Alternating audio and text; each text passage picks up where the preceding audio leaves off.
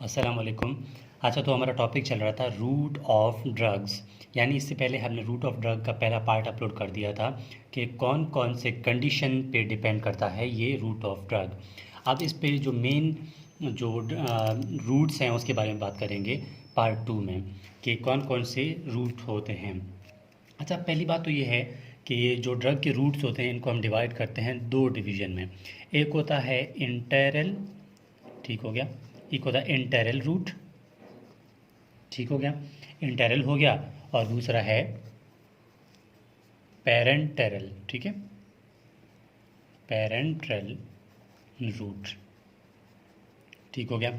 अब ये इंटेरल ग्रुप वो ग्रुप है, यानी कि वो रूट है कि जिससे कोई मेडिसिन, कोई ड्रग जो है वो इंटेस्टाइनल के रास्ते से अपना परफॉर्म फंक्शन जो है वो परफॉर्म करे, तो इसको बोलते हैं इंटेरल। और वो रूट को मतलब वो ड्रग जो कि इंटेस्टाइन में ना जाए, मतलब डायरेक्टली ब्लड में एंटर हो जाए, उनको बोलते हैं पेरेंट्रल रूट, ठीक हो गया। इनको मैं बोल देता हूँ, लिख देता हूँ, ड्रग्स विच मूव्स, ठीक है, drugs which moves bye intestine, ठीक हो गया, intestine and perform its function and perform its function. यानी अगर वो ड्रग जो कि इंटेस्टाइन से मूव करता है और अपना परफॉर्म फंक्शन जो है वो परफॉर्म करता है, तो ये इंटरल हो गए। इसका जो मेन एग्जांपल है वो है ऑरल रूट, यानी कि जो हम टैबलेट, जो पेनाडोल की कोई भी टैबलेट अगर मुंह से खाते हैं, ठीक है, माउथ से खाते हैं, वो लाजमी बात है स्टमक में जाएगा, स्टमक के बाद स्मॉल इंटेस्टाइन में, लार्ज इंटेस्टाइन में, फिर कहीं ना कहीं जाके ब्लड में आएगा। यानी कि ये इंटेस्टाइन का रास्ता जो है वो अख्तियार कर रहा है। इसका मतलब क्या कि ये जो है वो एंटेरल हो गया। अब इसी में ये जो पैराइटल हैं इनको मैं डायरेक्ट बोल देता हूँ कि ड्रग्स मूव्स कहाँ मूव्स करते हैं, ठीक है, अदर देन इंटेस्टाइन, यानी इंटेस्टाइन में मूव नहीं करते, ठीक है। अब ये जो हैं मज़ीद इसको हम कौन कौन से हैं वो देखते हैं। अब इन पैराइटल की बात कर रहा हूँ, ठीक है। इस पैराइटल में जितने भी ड्रग्स आते हैं, मतलब रूट्स होते हैं, कौन कौन से रूट्स हैं ना, मतलब कौन कौन से रास्ते हैं जिससे हम ड्रग ले सकते हैं। लाजमी बात है यार, कोई पेशेंट आता है, उसके हाथ पाँव कटे होते हैं, हमको कहाँ इंजेक्शन देंगे, ठीक है, हमें नहीं पता ना। तो बहुत सारे ऐसे तरीके हैं, आज हम उस पर ही बात करने वाले हैं। उनको वो याद रखने के लिए मैं एक ट्रिक बता देता हूँ, उनको याद कर लें। SSB, single standing binding, I mean मजाक में, ठीक है, SSB सिंगल स्टैंडिंग बाइंडिंग नहीं है, मैं जस्ट मजाक में बोल रहा हूँ। SSB आर आई के ऊपर सेवन्थ, ठीक है, मतलब कि 1 2 3 4, चार ये हैं, 7 ऐसे हैं कि वो आई से शुरू होते हैं। अब इनके नाम 1 बाय 1 लिखते हैं कि कौन कौन से रूट्स हैं। जो पहला रूट है, एस का मतलब है सबलिंगुअल, ठीक हो गया, सब लिंगुअल रूट।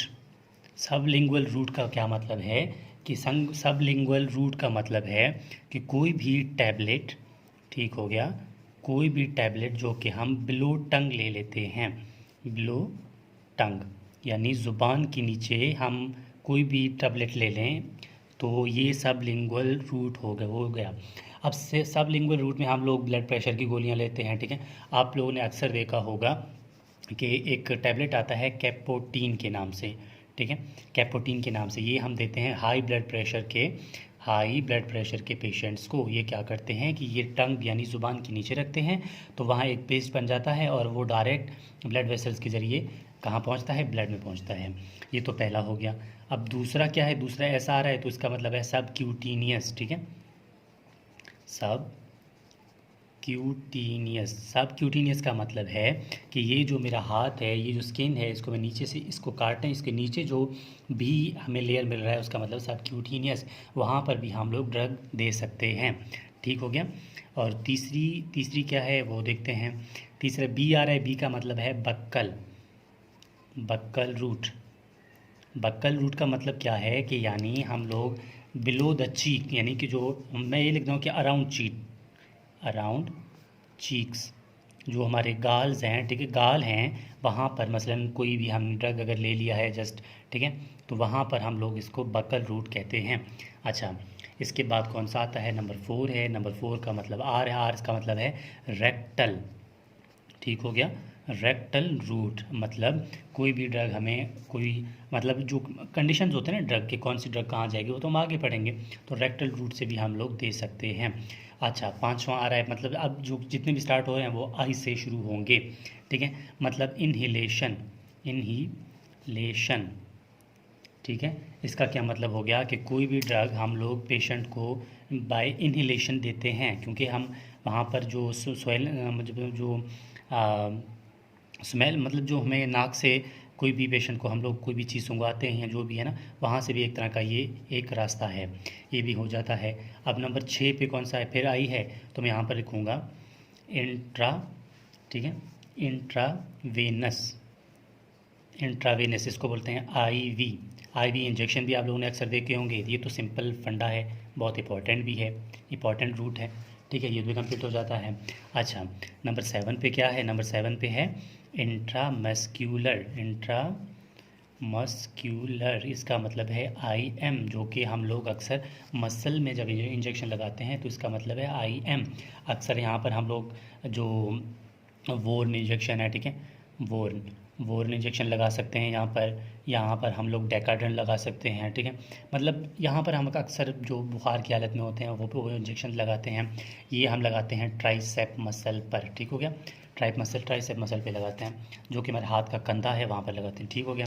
अब नंबर 8 पे क्या है, फिर आई की बात आ रही है, इसका मतलब है intra peritoneal, intra peritoneal. Intra peritoneal में क्या होता है कि कोई भी ड्रग अगर हम डायरेक्ट पेरिटोनियल कैविटी के अंदर इन्हें डाल देते हैं तो वो इंट्रा पेरिटोनियल हो गया। यहाँ इसका मेन एग्जांपल जो है, सिंपल बात है ना यार, हम लोग ब्लड का डायलिसिस करवाते हैं ना, ब्लड डायलिसिस। ठीक है, जब हम लोग पेशेंट में किडनी फेल होते हैं, हम ब्लड डायलिसिस करवाते हैं ना, यूरिन फॉर्मेशन होती है, यहाँ से ब्लड क्लियर हो जाता है, तो यहाँ में इंट्रा पेरिटोनियल जो है हमारा यही रूट बन जाता है।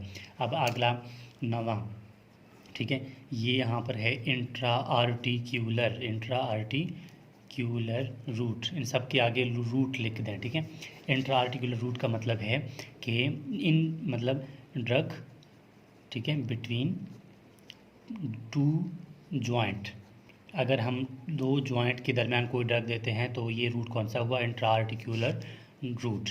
अब आता है नंबर 10, इसका मतलब है इंट्रा, ठीक है, इंट्रा आर्ट्रियल, इंट्रा आर्ट्रियल का मतलब है कि कोई भी ड्रग हम डायरेक्ट कहाँ पर दें, आर्टरीज़ पर कोई भी डायरेक्ट हम कोई ड्रग देते हैं तो वो होता है इंट्रा आर्ट्रियल।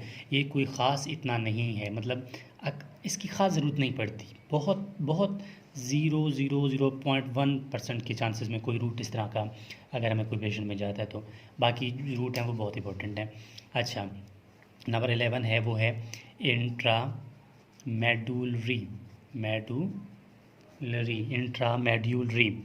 अच्छा, इंट्रामेड्यूलरी में क्या होता है, इंट्रामेड्यूलरी में हम लोग इंजेक्शन देते हैं या ड्रग देते हैं कहाँ पर, यहाँ हम देते हैं बोन मैरोज़ पर, बोन मैरोज़। ठीक है, बोन मैरोज़ पे। और लास्ट जो है वो है, ठीक है, इंट्रा पेरिटोनियल भी हो गया।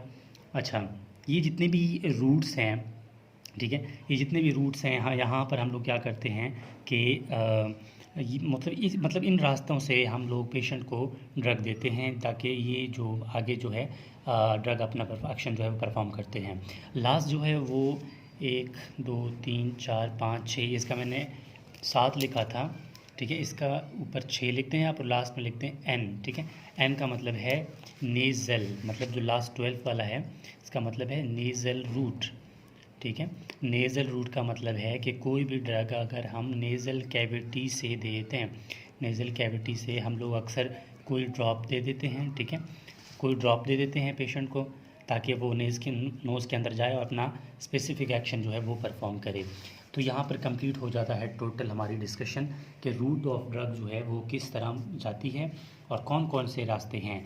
इसको, ये बहुत इंपॉर्टेंट सवाल है, देखें ना यार, तो बार बार वही कहूँगा कि अब हमें पता होगा ना कि हम लोग पेशेंट को ड्रग किन किन रास्तों से दे सकते हैं, तभी तो हम इस टॉपिक को पढ़ रहे हैं ना। हमें इस बात को इन चीज़ों को फिंगर टिप्स पे लाना चाहिए। मैं कह रहा हूँ ना, SSB आर, आप इस तरह भी कर सकते हैं। आप S S B R N आगे भी कर सकते हैं और आई के आगे 6 भी लिख सकते हैं, ठीक है। वो आपका मतलब आप किस फंडे से याद कर रखते हैं वो आपका मैटर है। बाकी जो ये टॉपिक है बहुत इंपॉर्टेंट है। तो so this is whole about root of drugs.